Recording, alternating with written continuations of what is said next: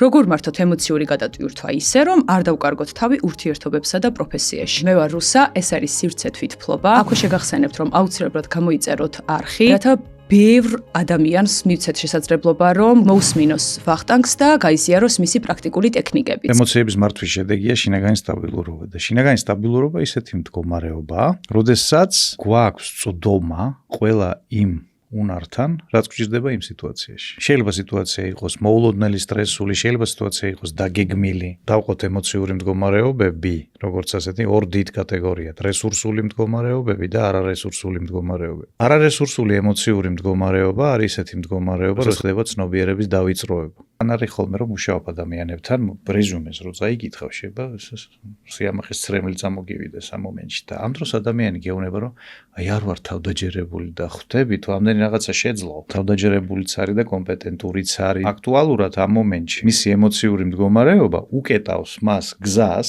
ამ წარმატებულ გამოცდილებასთან, არაზროვნების წარმატებულ ალგორითმებთან, ასე ვთქვათ. ემოციების დასტაბილურება ჩვენ გვჭირდება არა მხოლოდ იმიტომ, რომ თავი ვიგზნოთ კარგად, მაგრამ ამასთან ერთად რომ ვიყოთ შედეგიანები იმ საქმეში, რასაც ვაკეთებთ.